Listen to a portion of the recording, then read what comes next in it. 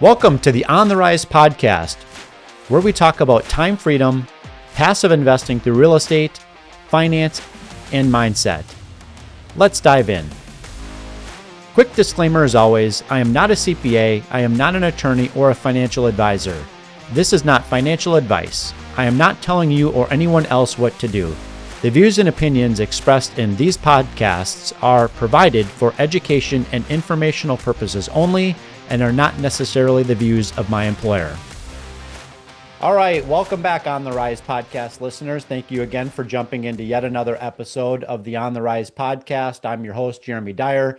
Really looking forward to having a conversation today with Donato Callahan. First of all, Donato, welcome to the show. Thanks so much for having me on today. I'm excited to be here. Yeah, absolutely. Absolutely looking pumped for this. I haven't asked you how old you are, but I think you're probably my youngest podcast guest.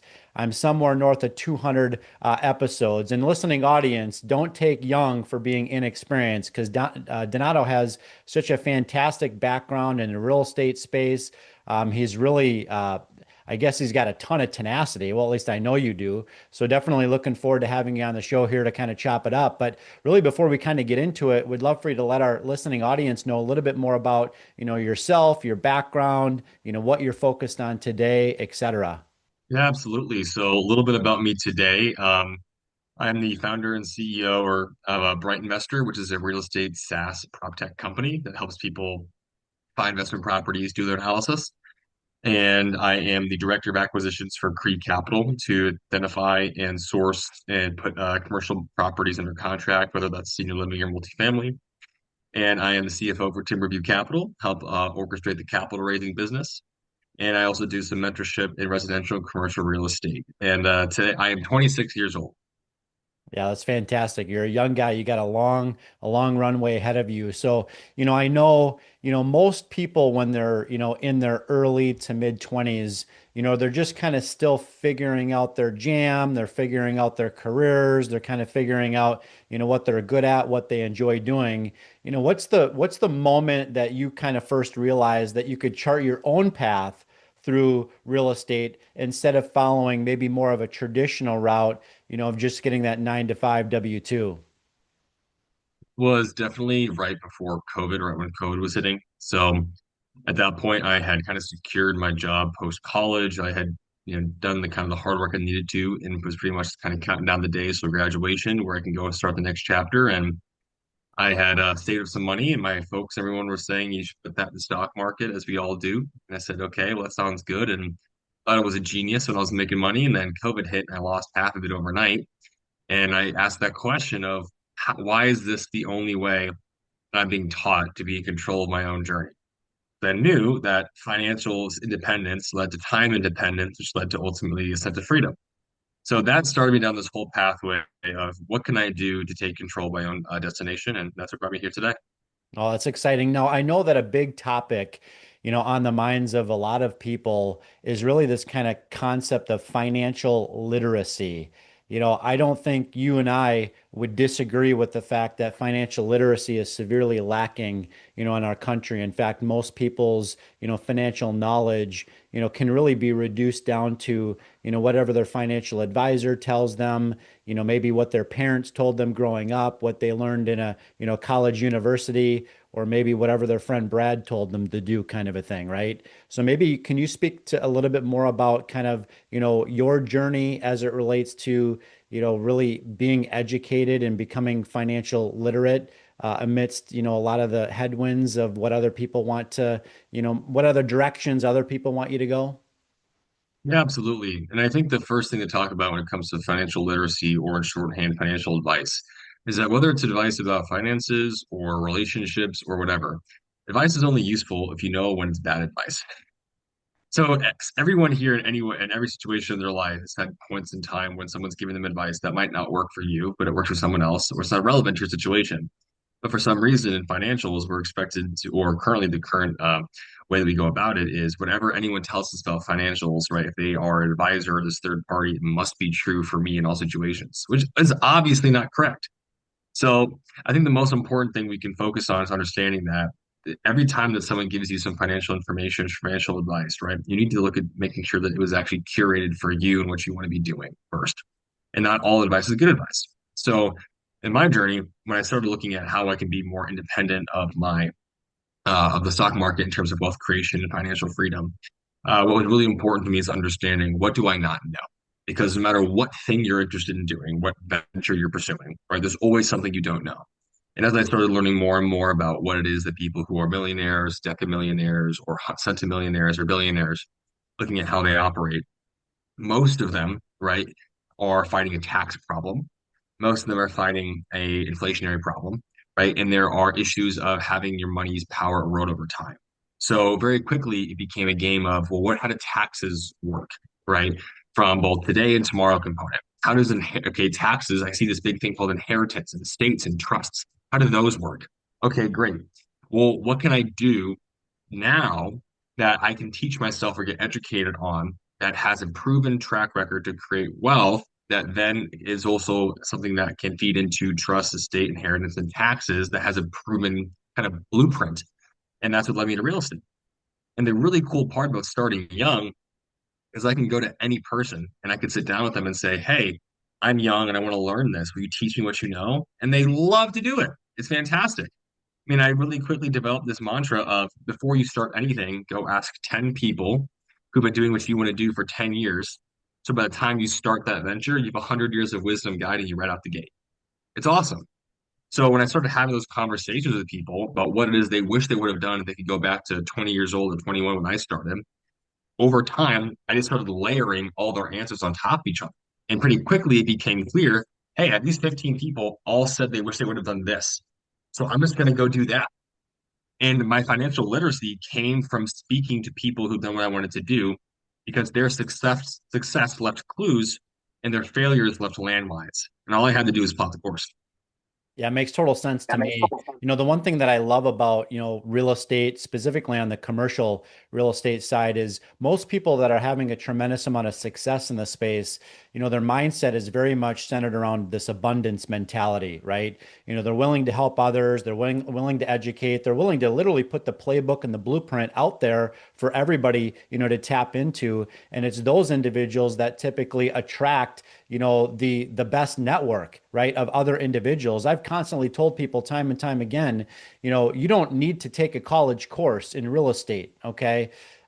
All the mentors are out there for free. Okay. Just follow people on podcasts, right? Tap into other people's networks, show up to events, right? The cliche saying goes, your network is your net worth, right? Well, it's so true, especially, in the space of real estate, where we're constantly trying to level up our own game, but also constantly trying to find opportunities, to get in the right room with the right types of people that we're aspiring to model after. Does that resonate, Donato? Absolutely. And when I was getting started, when I heard the network is net worth, a lot of it kind of went over my head, not in the tune of that I didn't believe it, but more to the tune of, yeah, everyone says that. And it was mostly a failure to recognize how that could apply to me. Right. And now, as I've gotten a little bit older, right, in the ripe old age of mid 20s, I've seen firsthand how when I'm simply by being in a room, the value of being in the room, the reason why people say that is because when you're meeting other people who have problems or have solutions, now you're in a position to help someone with their problem, or you're in a position to get their solution for your problem. And that could be finding deals, it could be finding capital, it could be relationship based, it could be connection based, it could be education based. But without being in that room, there could be a very easy solution that you don't know about. And you might be the solution to someone else, and they're going to go on suffering because you aren't there. And that turns into when you put people together, amazing things happen that benefit everyone that's a part of that organization or that arrangement that previously wouldn't have happened otherwise. Yeah, it makes total sense. And you've got a tremendous, outlook and perspective, on this topic. I'd like to maybe kind of pivot back a few years, if you don't mind. So you really got your kind of professional, journey started, during this kind of COVID era, during this kind of lockdown period, where a lot of people in the professional world, they were really frozen in kind of this, mode of uncertainty, right? That's the time where you actually built your first company, right? So what was that kind of process for you, of turning a crisis really into a new startup and really a new momentum? Yeah, it's pretty crazy. So I knew I was learning about real estate and I saw these people talking about it and what was possible in the industry. And I thought, you know what, this could be something pretty interesting. So I started looking at mentorship groups and I started spending money to join a mentorship group to learn the basics of real estate. And I started doing direct mailing. I did cold calling. I did texting. I did door knocking. The same time, I went and I got a job as a maintenance coordinator for a property management company, so I could learn what it was like to go tour properties, how to interact with tenants, and that agent who co-owned a real estate brokerage would train me on real estate and give me access to MLS information. Like, hey, here's some deals that could push in a drip. He'd let me pull lists, and then whenever he had a house that he would sell to someone else, and they're saying, you gotta get your stuff moved in, and it's saying, well, we don't want to spend, $2,000 to move our stuff in. He'd say, don't worry, I got a guy. So he'd call me and say, hey, you want to go make $200 moving some people in? And I'd say, sure. And so I'd bum a truck off my buddies and go move his clients into their new house. And he would come to me on seller appointments for properties I was looking to buy, and he'd help negotiate with me, pour into me like that. So I got a job doing it. I was educating myself doing it. I was trying it, burned a ton of time, burned a ton of money. But what I did is I shortened my educational runway and was able to leave college with offers on accepted offers on 96 unit buildings and analyzing dozens and dozens of deals at a time. I'm Zach Haptonstall, CEO and co-founder of Rise 48 Equity. Our goal is to help you protect and grow your wealth by investing in large multifamily apartment buildings. We do all the work as far as sourcing these large apartment buildings from the brokers, doing all of the on-site management with our vertically integrated property management company, doing all the renovations with our vertically integrated construction company. We completely rebrand the exteriors. We will renovate the interiors to our full platinum level scope, which increases the value of the asset to get that profit margin for the investor. If you'd like to learn about how you can partner with us on these exciting opportunities, and go to our website and set up a call with our team. Yeah, and the biggest thing I think that I heard here is you took action, and not just action, but massive action, and you weren't afraid to fail. And if you did, you were going to fail forward, if anything. So appreciate that, perspective. Oftentimes, people talk about this kind of concept of luck. I've oftentimes said, luck is really nothing more than opportunity and timing when they meet. In your case, I know that you've mentioned, this concept of combining luck and preparation, right? Can you maybe break down, one real life moment, when that combination created a turning point? Yeah, I would say so. One of the things that changed my life was getting into the director of acquisitions role that I'm in now. And that was where I had my software company and I was looking to promote it on a variety of real estate podcasts. And I'd been working on commercial real estate independently, was under contract on a building. I already closed one before. And I was cold emailing on a Sunday afternoon at this coffee shop in St. Louis and about 12 different real estate podcasts saying, hi, my name's Donato. This is my story. This is what I'm trying to talk about. I'd love to be in your show. And 11 out of 12 of them never got back to me, except for one.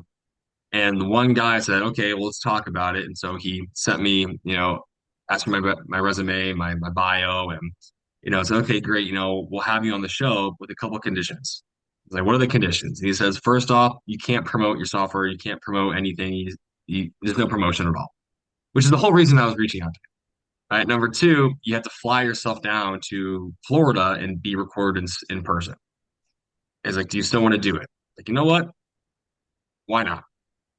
Go down there, fly myself down, take time off work, go down and I do this podcast and bring a gift. And then that guy at that point in time did about 850 episodes of podcasts. By the time we're finished with the hour-long recording, he comes over and he says, that was one of the best episodes I've ever recorded. The next morning, checking out of my hotel to leave, and he calls me and says, hey, I want to learn more about you. And so we get a phone call, and about 10 minutes later, he says, how would you feel about leaving the role you're doing right now, working for the Department of Defense and partnering with me full time as a co-GP and just buying real estate together? Why not? And that changed the course of my life from working really hard, saying, why not send the email? Worst they can say is nothing. And because I sat in a chair in a coffee shop and sent an email, I am now in the position that I'm in. Yeah, that's remarkable. And again, we talked about it kind of before, having a little bit of tenacity, being willing to, kind of grit it out, showing up, taking action, all those things, have obviously led to some massive success. So, I really have to ask this question, okay? And the question is, kind of looking back, and I would call it your kind of short professional runway, looking back, what really separates Donato from the your peers who had similar opportunities, but they didn't take that same level of action. First and foremost, it's the concept of why not. So I talk about this all the time for people who are around my age. When a lot of people are presented with an opportunity, the first question they ask mentally is why? And they're saying, why should I go do this thing?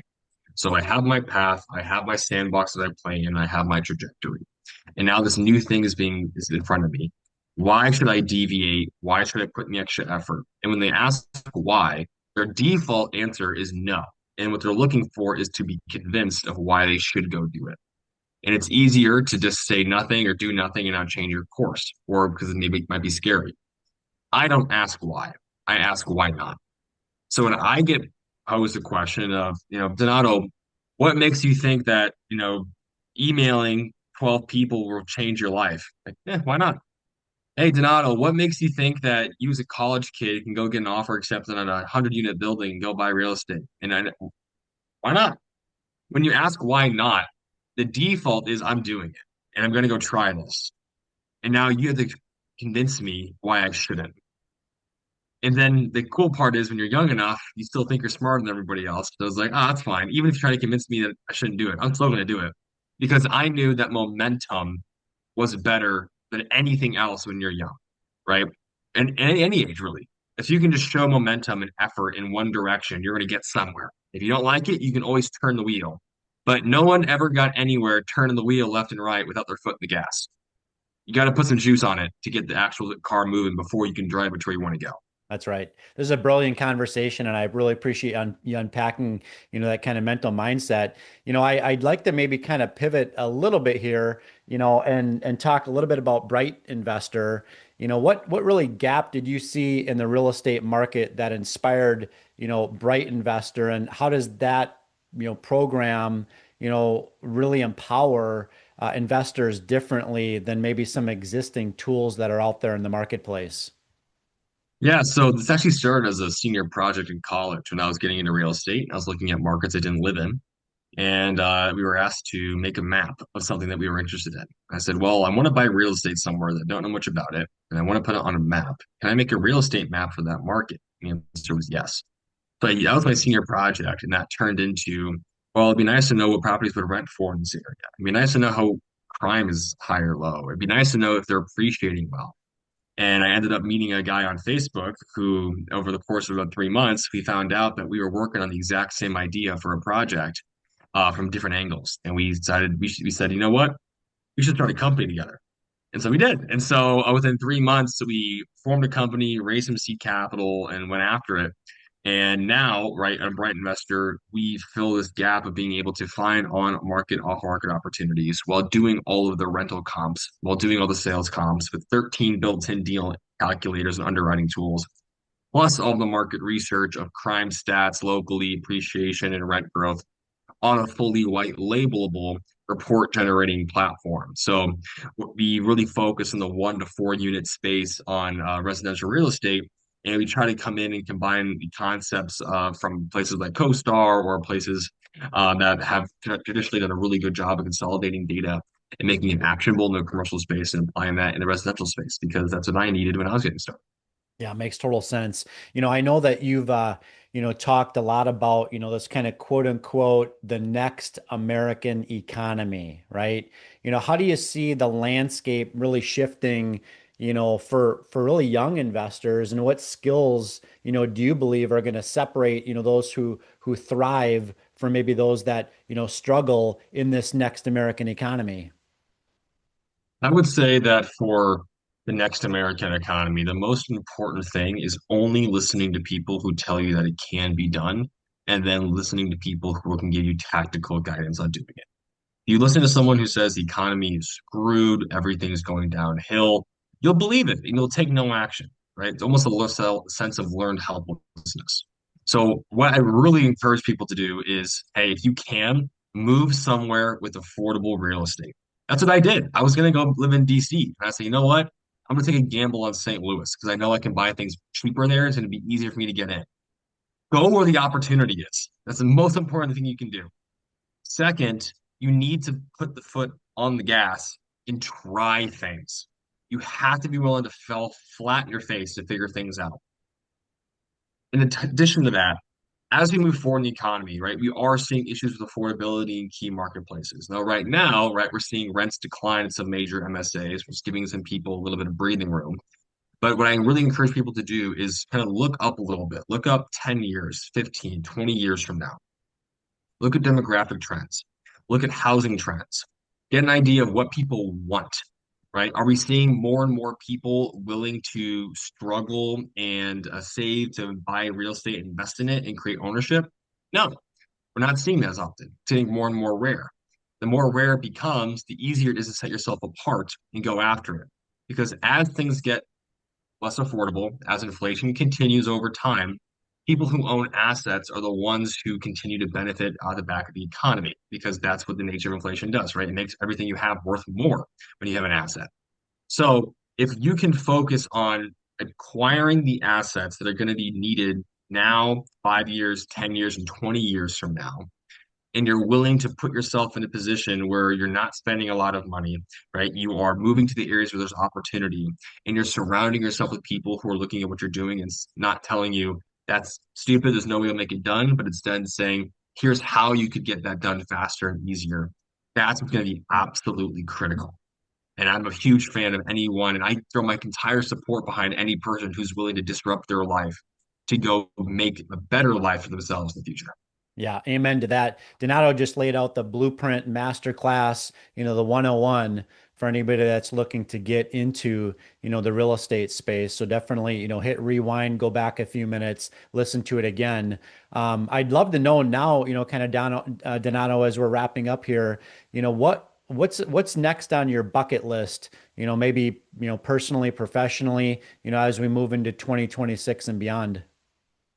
Yeah, so actually, right now, in this year, I bought a personal home, a rental, and a 50-unit senior living facility. I'm under contract another 6 units right now, personally, and I'm making some offers on another 50 to 70 beds probably next week.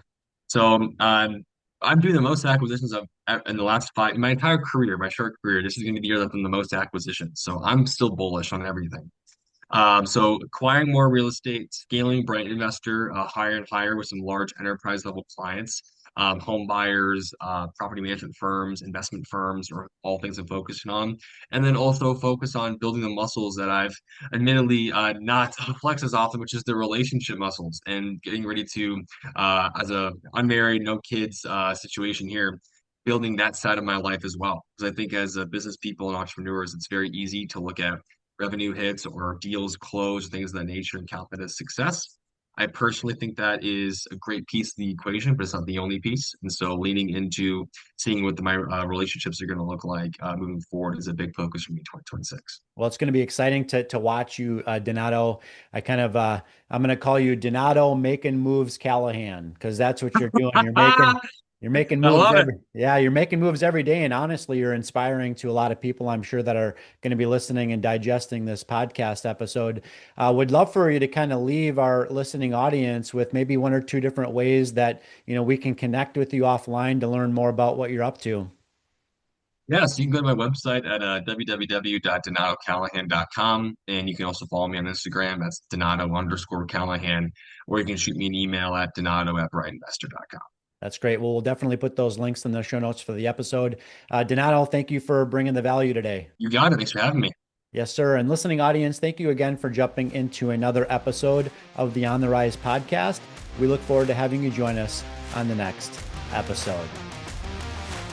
Thank you for hanging out with us today and for listening to the On the Rise podcast. This show is for entertainment purposes only. Nothing said on this show should be considered financial advice. Before making any financial decisions, please consult with a professional. This show is copyrighted by the On the Rise podcast. Written permissions must be granted before syndication or rebroadcasting.